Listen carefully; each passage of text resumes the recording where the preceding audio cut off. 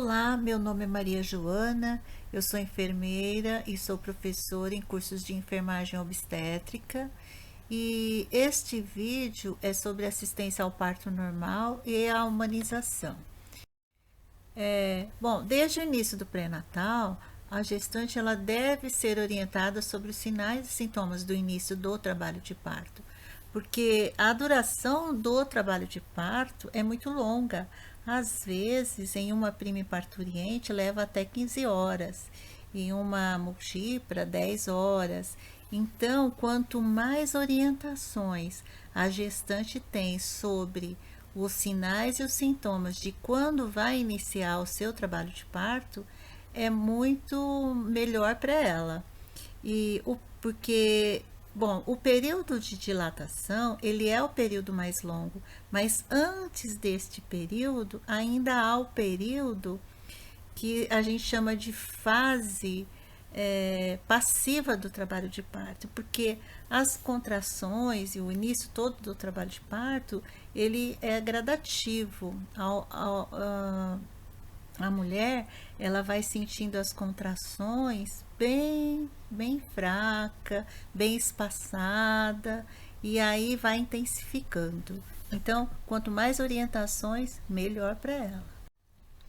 Bom, os avanços da obstetrícia contribuíram muito para melhorar a morbidade e mortalidade materna no Brasil, porque as mulheres e os recém-nascidos, eles eram expostos a altas intervenções, e como por exemplo a episiotomia de rotina, o uso da ocitocina em todos os trabalhos de parto, algumas manobras que já são hoje consideradas manobras violentas, como a de Cristeler, aspiração da nasofaringe de todos os bebês, também são manobras violentas.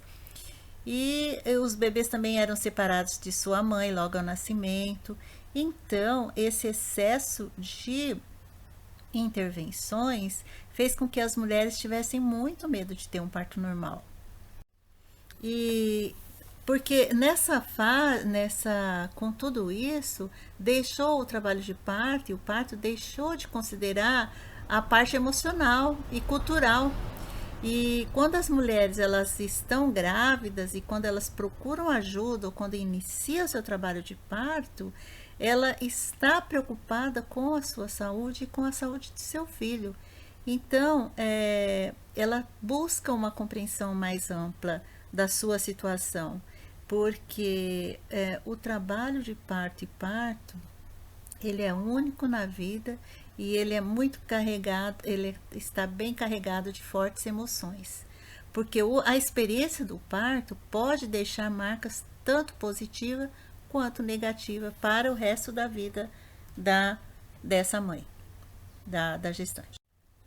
Bom, com esse avanço da obstetrícia e de tecnologias para o bom parto e o parto humanizado, os ambientes também tornaram-se mais aconchegantes e as rotinas muito mais flexíveis, porque permitia aí que a mulher e a sua família participam de todo o parto e elas também possam expressar o que ela espera desse trabalho de parto e também que ela possa exteriorizar suas preferências.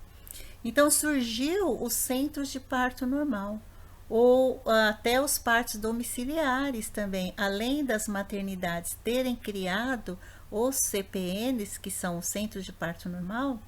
A mulher ela tem a possibilidade de optar se ela quer ir para uma maternidade, se ela quer ir para um centro de parto normal ou se ela quer mesmo ter o seu filho em casa, que são os partos domiciliares. Bom, tudo isso foi fortalecido a atuação das enfermeiras obstetras e obstetrícias como profissionais importantes nesse processo de assistência ao parto normal. Bom, aqui a título de informação eu estou mostrando alguns movimentos feministas que surgiram bem anterior à evolução da obstetrícia enquanto parto humanizado, porque por causa do excesso de intervenções, como eu já disse antes. Então surgiram muitas campanhas, a campanha pela abolição da episiotomia de rotina, a campanha para a manobra de Christeler, que foi considerada uma violência obstétrica, a campanha para ter um períneo íntegro e assim por diante. Bom, voltando ao ensino, no ensino clássico da obstetrícia, falava-se em 3 períodos para o parto: dilatação, a expulsão e o delivramento. Atualmente, a assistência ao parto ela está dividida em muito mais que esses 3 períodos. Então, ela está dividida em fases e períodos clínicos do parto. Por que isso? Isso para facilitar a atuação dos profissionais enfermeiros na assistência ao parto. Não só dos profissionais enfermeiros, mas de todos os profissionais que estão envolvidos nessa assistência. Então surge também as fases do trabalho de parto. Então há a fase passiva e a fase ativa. A fase passiva é aquela fase que eu citei anteriormente ao verdadeiro trabalho de parto. Essa fase, a gestante ela pode ficar em sua casa se preparando para o parto, porque as contrações são bem fracas ainda. Já na fase ativa, já iniciou o trabalho de parto verdadeiro. Então, nesta fase, as contrações já estão mais intensas e alcançando até 30 a 40 segundos de duração. Quanto ao período, então, para falar do período clínico do parto, nós vamos falar então do período de dilatação. O que é essa dilatação? O que dilata é o colo, mas aí ocorre 2 fenômenos, a dilatação e o esvaecimento. Esvaecimento é que o colo, a cérvice, né, ela vai se esticando, porque vai se afinando, depois ele dilata. E o colo ou cérvice tem que dilatar de 1 a 10 centímetros. Quando este alcança 10 centímetros, então já está na fase de expulsão, ou seja, já está no segundo período clínico do parto. Como que é medida essa dilatação? Essa dilatação ela é mensurada com seus 2 dedos, o indicador e o médio, que faz o toque vaginal. Então, como eu disse que o trabalho de parto ele se inicia de forma gradativa, do seu início ao nascimento do feto, pode ser passado muitas horas. É por isso que a mulher ela tem que ter paciência e os profissionais têm que estar esperando, tem que estar preparado também para acompanhar esse trabalho de parto que é longo. As contrações uterinas, elas vão fazer uma tração longitudinal das fibras do corpo do útero e vai fazer uma pressão da apresentação fetal. Então, esses movimentos é que faz as contrações de vai e vem, é que faz com que a modificação do colo uterino até que haja espaço suficiente para a passagem do feto, que esta ocorre geralmente quando a dilatação está completa. A gente diz que já está em 10 centímetros. Bom, com relação à queda do ventre, o que é essa queda do ventre, entre parênteses? É a insinuação.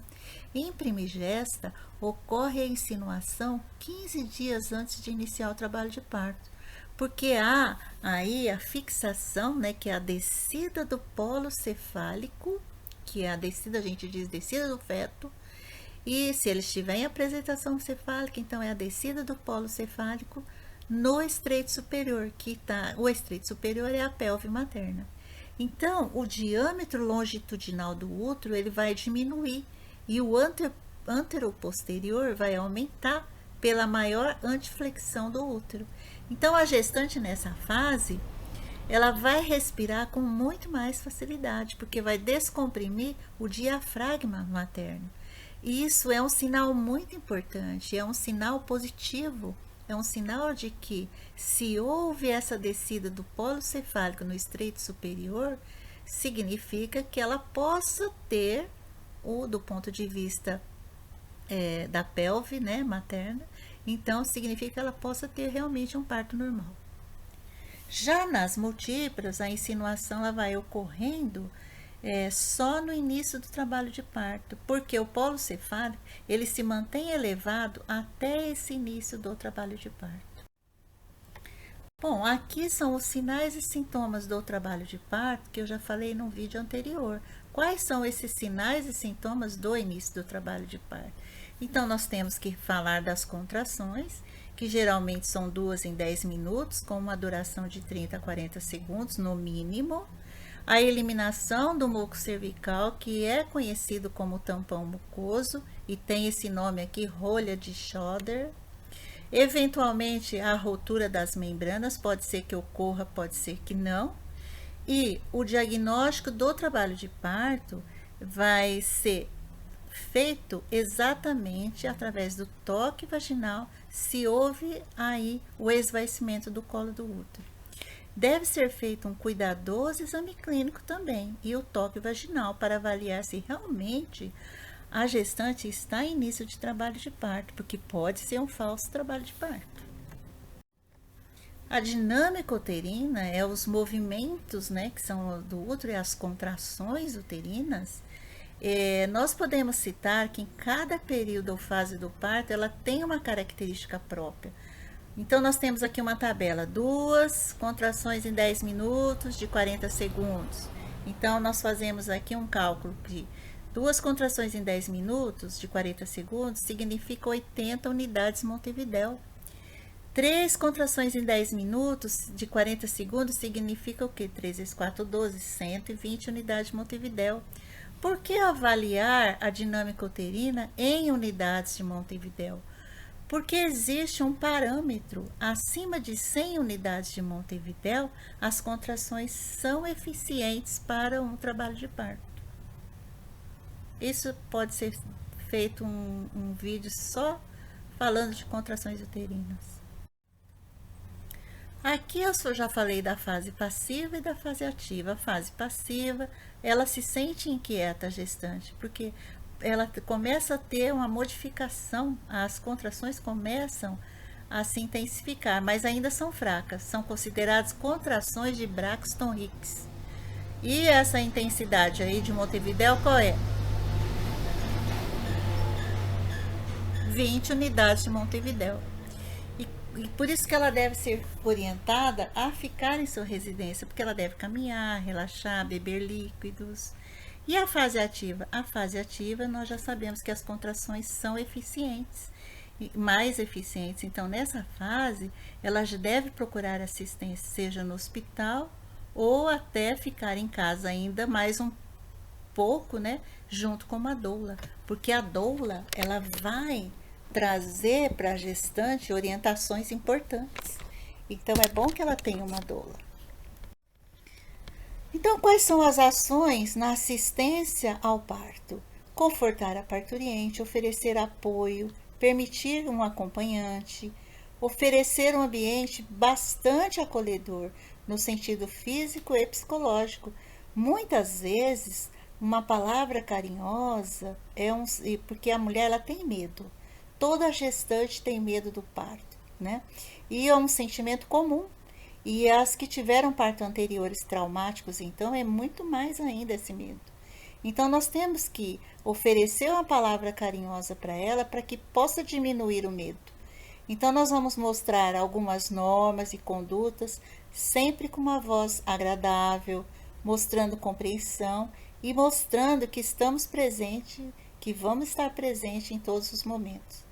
Isso traz segurança para a parturiente. Depois, você vai levar ao banho morno, então vai ser as ações propriamente ditas aí, explicar sobre o quanto é importante para o relaxamento. Você vai ofertar alimentos e líquidos, porque a parturiente, ela não pode de modo algum permanecer em jejum, porque o parto é trabalhoso, o trabalho de parto é longo, ela não pode permanecer em jejum de maneira alguma.